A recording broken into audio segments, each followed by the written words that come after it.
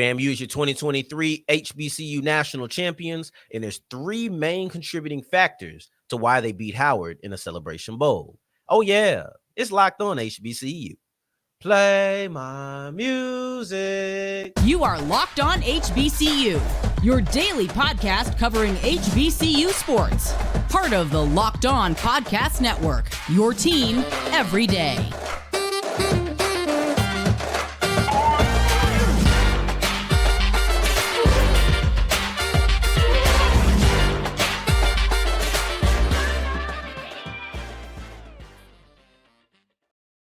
What's going on, family? Welcome back to another episode of the Locked On HBCU podcast, your number one daily one-stop shop for everything HBCU athletics, Monday through Friday, part of the Locked On Podcast Network, your team every day.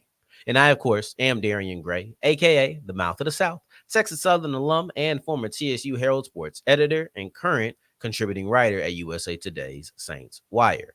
Thank you for going on this journey with me, making Locked On HBCU your first listen of the day every day. And remember, just because the mic cuts off does not mean that the journey is over. Just means it's time to follow me on Twitter at South Exclusives. Starts with an S and ends with an S. Today's episode is brought to you by PrizePicks. Go to prizepicks.com/LockedOnCollege and use the code LockedOnCollege to get your first deposit matched up to $100.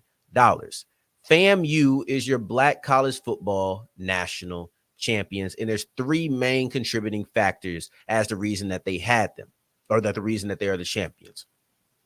At the end, we'll look at the surprise star and ended up being the offensive MVP.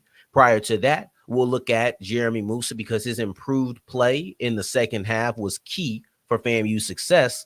But prior to that, yeah, we can talk about these offensive players, and we've done a lot of talking about the offense.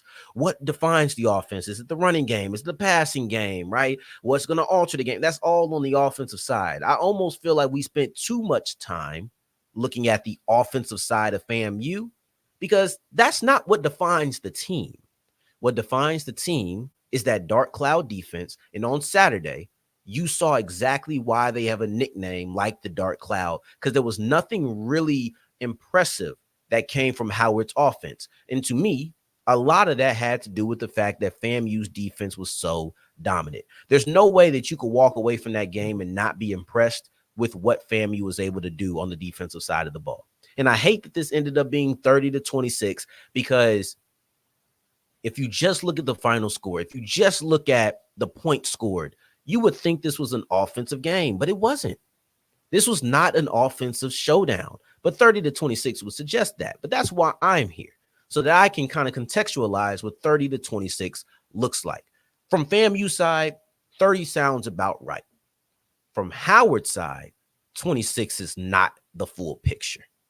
It's almost like a book. I can read the table of contents, but that doesn't tell me what happens in the chapter, right? Like, I can know what the chapter name is, and maybe I might be able to guess what's happening there, but I don't really get the full story unless I read the book. I might even be able to read a summary, and I know some of it, but I don't really know the full story. And if you don't want to just look at the table of contents, you don't want to just look at a summary, you want to really be able to know what happened, then you got to look at how these points were accumulated, because that's a completely different story. The way that these points were accumulated is different. First off, special teams was a big deal in the beginning of the game. Each team had a good special teams play, but the way they were able to capitalize on these special teams plays, the way that they were able to capitalize on starting field position, really defined the halftime score. Howard did a better job capitalizing on things that happened prior to them going on offense than FAMU did. And that's why FAMU was at a deficit. But let's look at Howard specifically. And we're not just going to look at the first half. We're going to look at the full game. The first quarter, however, the opening kickoff, Howard returned that to the FAMU 27. Touchdown on that drive, a 27-yard touchdown drive, clearly. Then they got a fumble that was recovered in FAMU's territory in the 30s. That was only a 30-yard drive, and they scored a touchdown on that. Those are the last the last touchdowns that Howard had as an offense for the rest of the game. The first two possessions, Howard was able to score touchdowns, but they were able to start in FAMU's territory already. That's not a coincidence. When you go through the rest of it after the first half, let me give you some more misleading information. Let's say that the scores were misleading, right? Because 26 points does not really describe how dominant that FAMU's defense was. Some more misleading numbers are the fact that after the first half, Howard, after the first half, Howard ended 3 more possessions in FAMU's territory. On those, it was a pick and then 2 safeties. Not pick and 2 safeties. It was 2 interceptions, and a field goal. I'm fucking up, man. Okay, relax.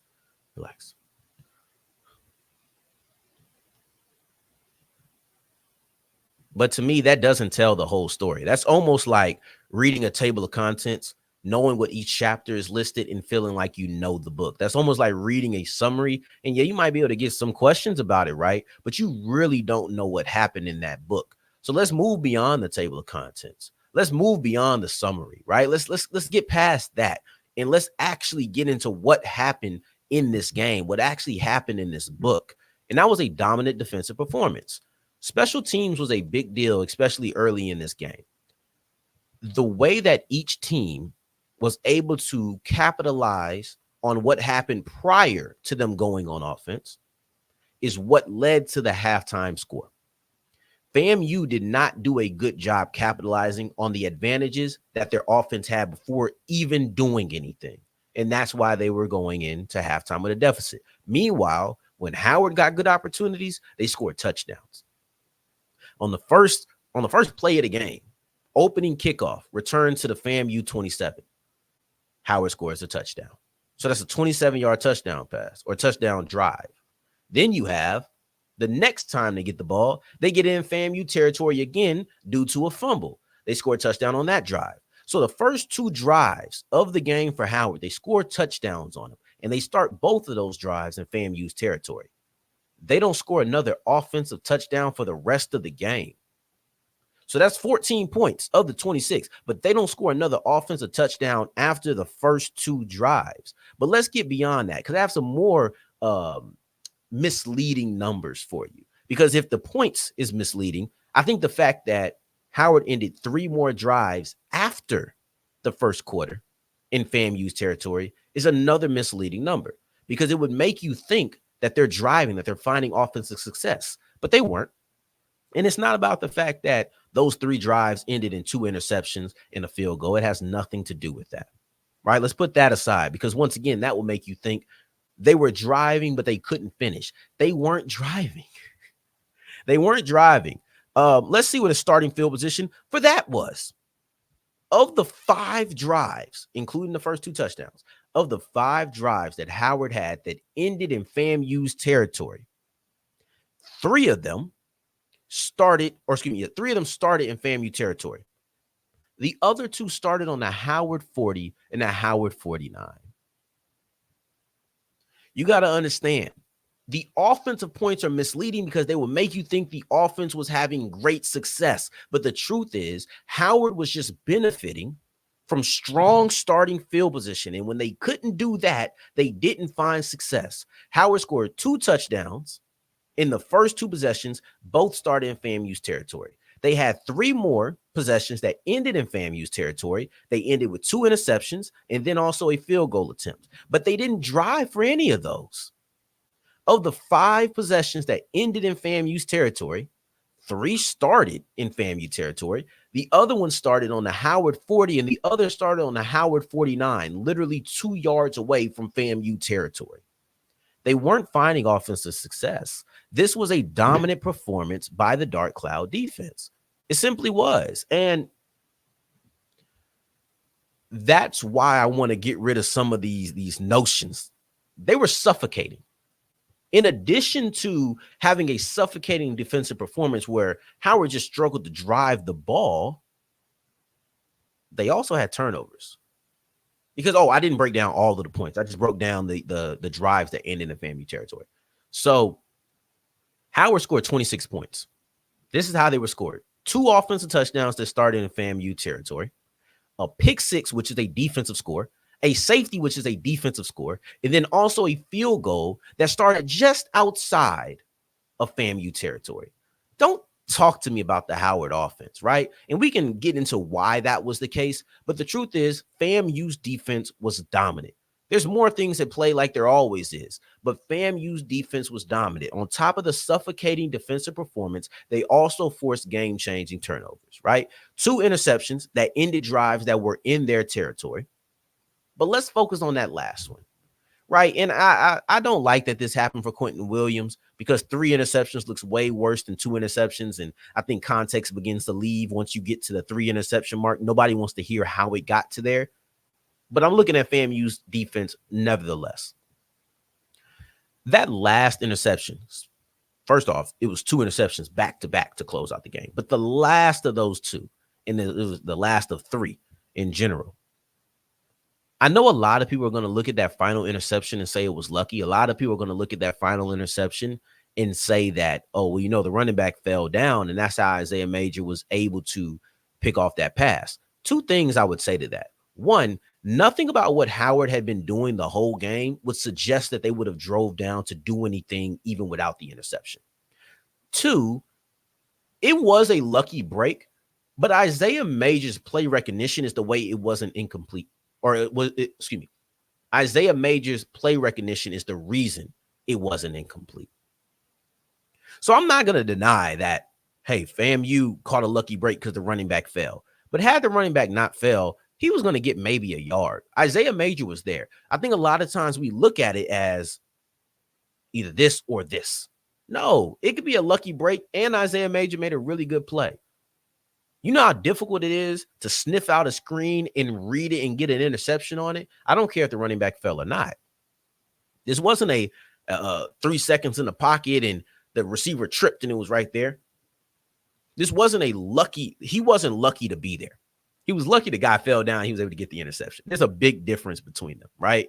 Because one kind of discounts Isaiah Major's skill set. Turnovers aside, right? Not turnovers aside. Let's keep it in there. You take the turnovers, 3 of them. You take the suffocating performance. They just weren't able, Howard wasn't able to get anything going unless they were already in FAMU's territory or right there knocking on the door of it at the start of the possession. FAMU's defense couldn't do anything about that. But for the most part, you go through there, they dominated this game, start to finish. They're the Dark Cloud defense for a reason. They earned that moniker. And I think they showed everybody why at the Celebration Bowl.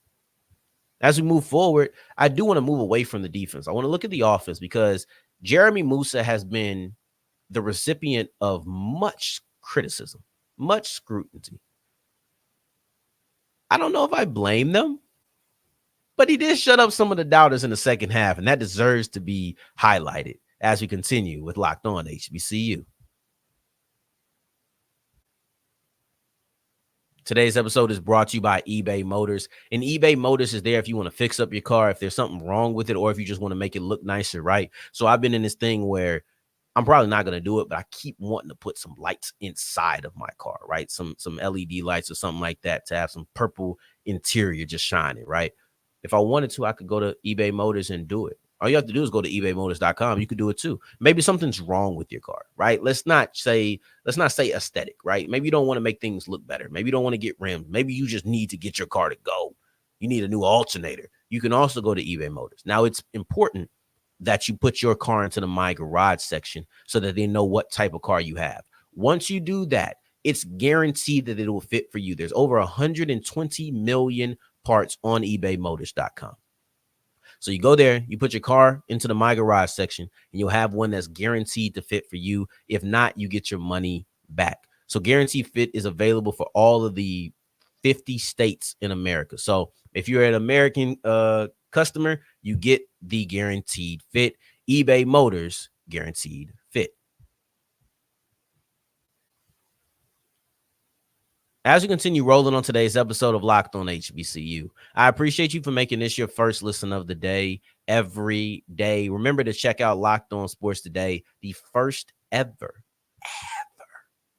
24/7 podcast stream. No matter what time you're checking it out, you can catch live content. Might even catch Locked On HBCU if you missed the episode that day. Now, Jeremy Moussa really showed up in the second half. The first half was bad for the Rattlers. It just was. They didn't capitalize on opportunities. I thought they got some bad spots, and when they got bad spots, like I thought there was 2 times when I would have given them the first down that it ended up being 1 yard short. In neither time did it work out for them. One led to a fumble. The other one led to a goal line-ish, right, inside the 5 stand. It just didn't go well for them in the first half. Things didn't go well, but I thought that Jeremy Moussa's performance was indicative of FAMU. The word I would have used for really either one of these teams that won was resilience. I thought that even Howard, despite their loss, they showed some resilience. They showed some resilience. Why I say it like that? They showed resilience, especially on the defensive side with that pick 6. Let me say this. Let me say this because I think that this should be clear. That pick 6 is not on Jeremy Moussa.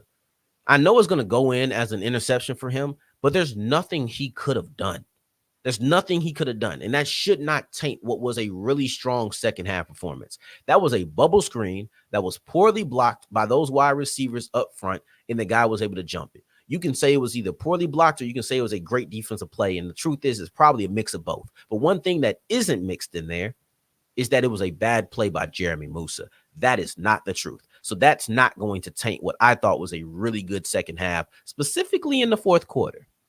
Specifically in the fourth quarter, I felt like Jeremy Moussa really began to hit the stride. And let me show something that I thought is a good example of that. Moussa in the final touchdown, the flea flicker to John Marie Sharif. I think he sells that if it's in the first half. And I don't mean that with any disrespect. I just thought there was certain open targets that he just missed. It was just a hair off at times. In the second half, he cleaned that up a little bit. That's the difference. In the first half, he might sell that. In the first half, he wasn't hitting tight window throws. That's probably the best example of a difference. I will say he hit one tight window throw because I feel like one of the Kamari Young receptions in the first half was a tight window throw. I can't think of anyone's off the top of my head, but I feel like that might have been one of them. So I'll give him credit for saying he threw one. I saw him throw multiple, 3-4 tight window throws in the second half. And there was tight window options in the first half. He just wasn't connecting. In the second half, he was. It came down to execution. I thought that Willie Simmons called multiple good plays. It just didn't hit. And even if you want to look at the Marcus Riley would-be touchdown, because Marcus Riley had a double end around that ended up being a pass to Moussa.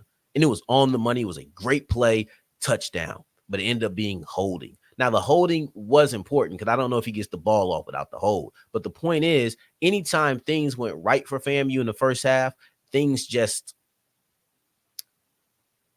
went wrong, right? So when things went right, things went wrong. It feels like a stupid thing to say, but it's the truth. And if you watch the game, you understand what I mean. Whether it was a flea flicker touchdown or an end-around touchdown that got called back by penalty, whether it was a forced fumble that was returned for a touchdown that got called back by penalty, there was multiple opportunities where it's like, dang, things just are not going right when you think you want to get excited.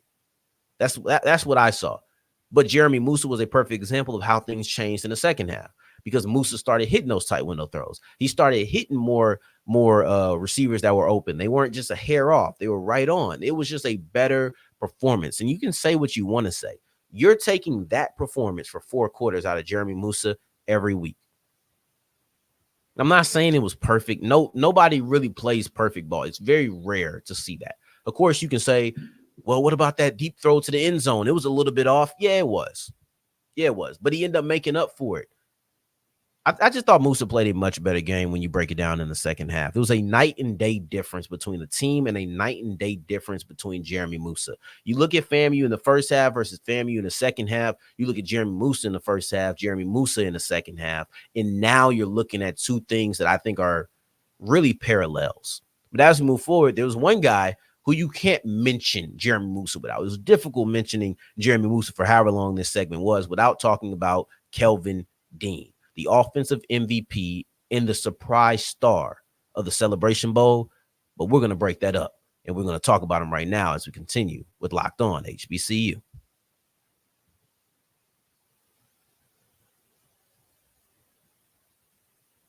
As we're wrapping up today's episode of Locked on HBCU, I appreciate you for making this your first listen of the day every day, making it all the way to segment 3. And I thank you 2 times for that.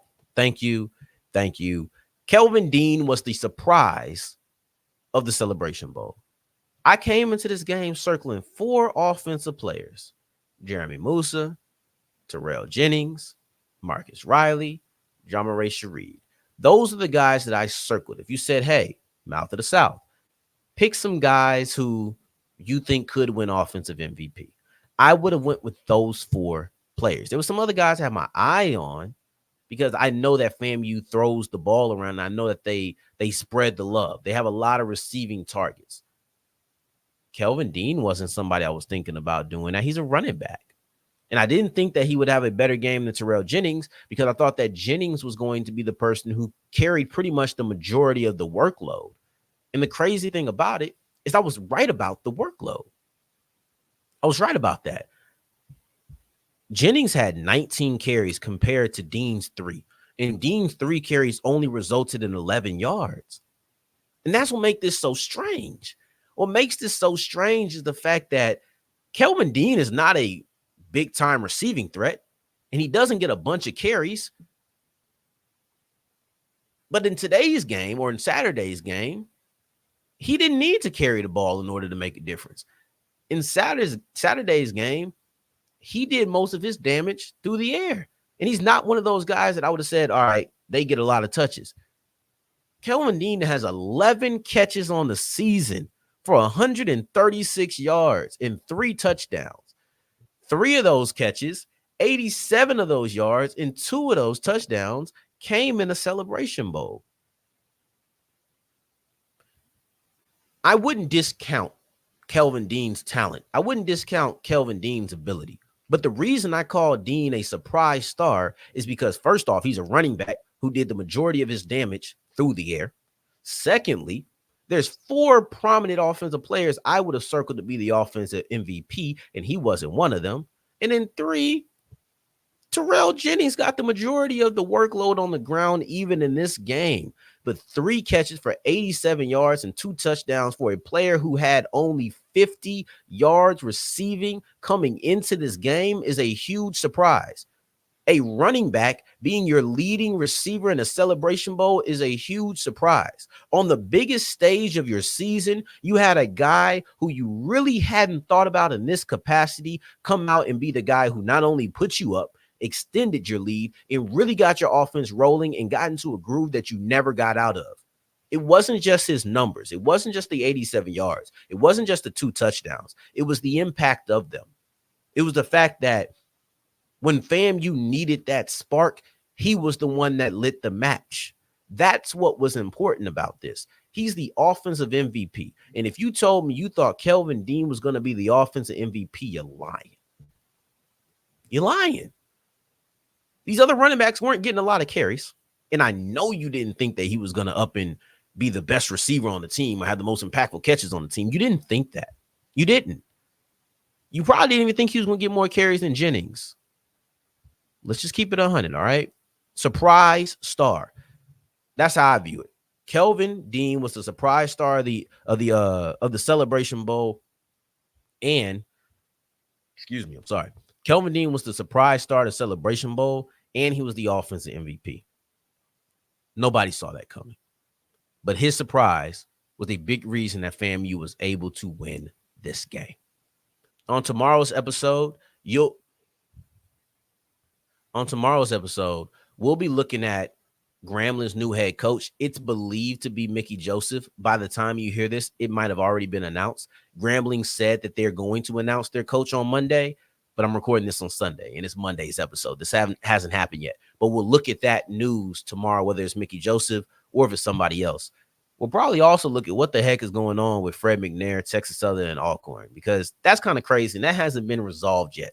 And it feels like things went radio silent. So we'll look at those 2 things and maybe even an additional Celebration Bowl topic because we're not done with this. So I guess I kind of have tomorrow's show all planned out, and I gave you the three-part rundown. So that's what you can look forward to on tomorrow's episode. But in the meantime, in between time, until the next time that we hear each other, family, take care, stay blessed. Peace.